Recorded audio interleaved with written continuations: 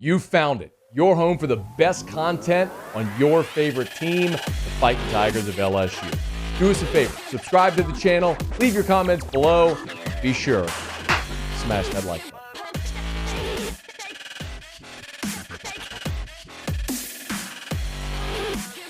Football Tigers are back on the Ponderosa. Little spring practice. After today, just 4 more practices until LSU takes the practice field or takes the field at Tiger Stadium for the spring game a week from Saturday. We'll get you details on the spring game just as soon as we have them.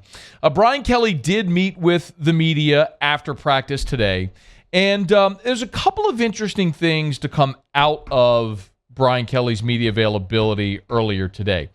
First and foremost, there was a couple of players, a couple of starters that were missing today. Greg Brooks, who we know has been out a bit, and Major Burns as well. Both of your starting safeties were absent. Now, I'm going to give some context on this in a bit, but first, here's what Brian Kelly had to say about each of them. Let's start with Brian Kelly giving the update on Greg Brooks. Greg is about 80% on the Alter G, 80% of his body weight. He had a sprained ankle that was, giving him, some aggravation. So we just kind of shut him down and try to get him back to 100%.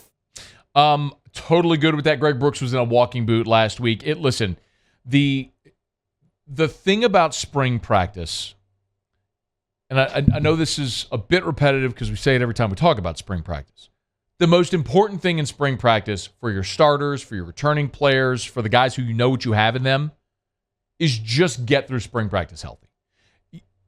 I don't need Greg Brooks suffering an injury or pushing through an injury in spring that's going to cost him any time in the fall. That is common sense. We all understand it. Greg Brooks is a key part of LSU's defense. Getting him back for that COVID year, for that 5th year, is massive for this defense. He was so good last year in that nickel role, and with losing both Joe Fouché and Jay Ward, with the need at safety, having Greg Brooks back is huge. So, understandably, you don't need Greg Brooks to push through an injury. If he's 80% right now, sit him. It's fine. Get other guys some reps. Brian Kelly also spoke about Major Burns. The news there is not as good. Major has more of an injury. He had that ankle injury, and he's kind of re-injured that. So we're going to shut him down for the spring. We'll have those guys back for, all of their full training. But that's just why you're seeing young guys out there playing safety. So we wanted to get healthy at those positions more so. I think we won't practice Major again, but we'll probably get Greg back out there this weekend. The concerning part about Major Burns, and by the way, the ankle injury that Brian Kelly referred to about re-aggravating it, if you remember back in 2021, which was Major Burns' first season in Baton Rouge, he was a freshman at Georgia in 2020, the COVID year, and Major played in 6 games that year, comes to LSU as a sophomore, I guess, really as a freshman because you don't count the COVID year.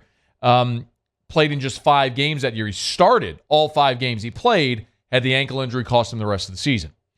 He apparently re-aggravated that injury. Last year, 2022, he played 9 games, started 3 times, but he had that really severe neck injury, which cost him a chunk of the season in the middle. So when I look at the safety spot, both guys raise interesting questions. You were good there last year. Joe Fouché, veteran player, and obviously Jay Ward was such a versatile guy for you and really found a home there at safety. And that allowed you to play Greg Brooks at nickel.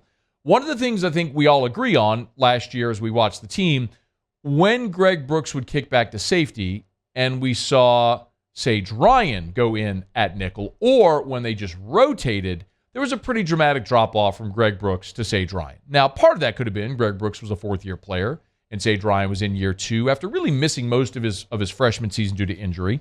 Or maybe it's just that Greg Brooks is better as a nickel back, playing sort of that box safety nickel role, than Sage Ryan.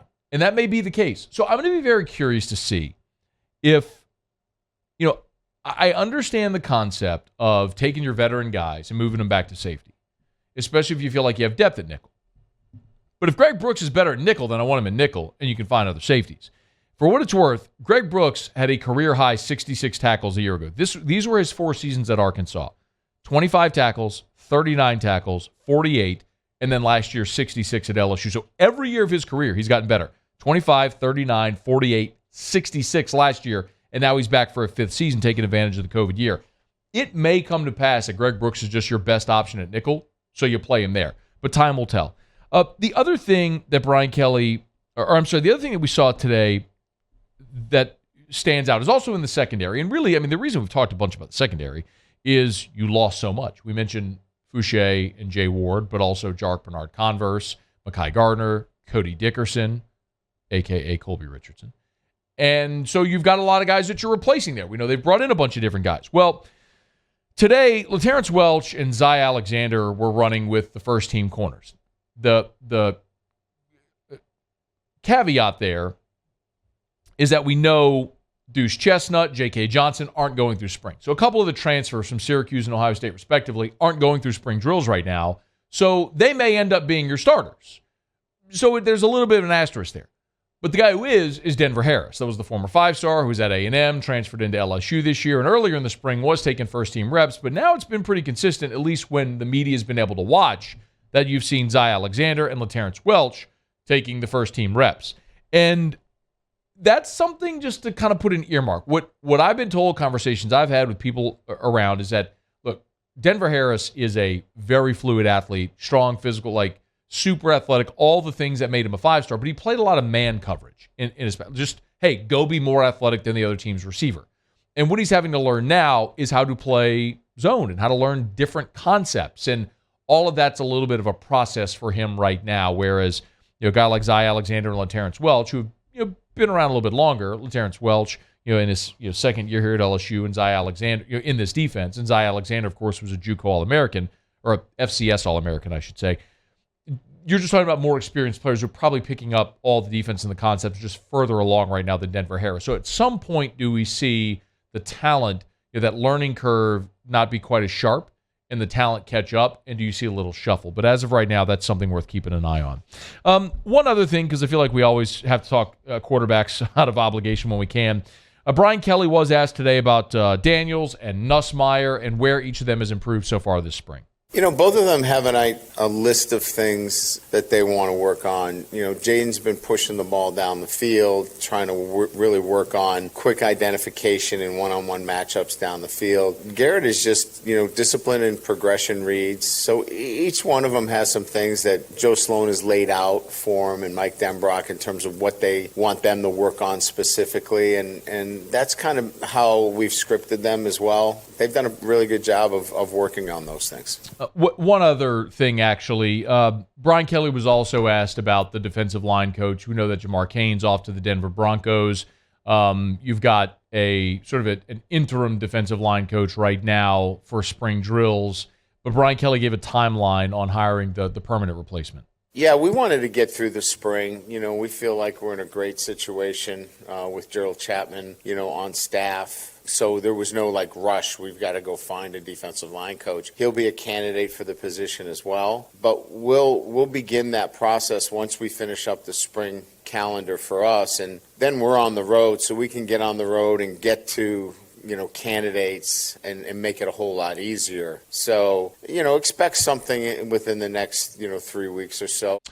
So 3 weeks, which also kind of falls as well within the timeline of the transfer portal. Remember, the new transfer portal window, the second portal window opens later this week, and it'll be open for a couple of weeks. So you get through that portal window, then you can maybe find your permanent replacement there at defensive line.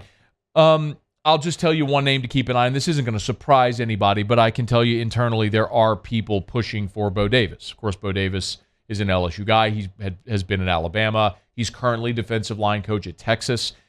There's a lot that would have to happen. There are a lot of I's to dot, T's to cross. There are salaries and buyouts and a lot of different things that may have to happen for that to happen.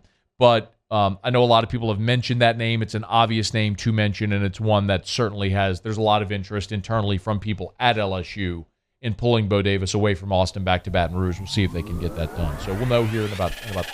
Hey, thanks so much for watching. Please leave your comments. I love to interact. And be sure to hit the red subscribe button below.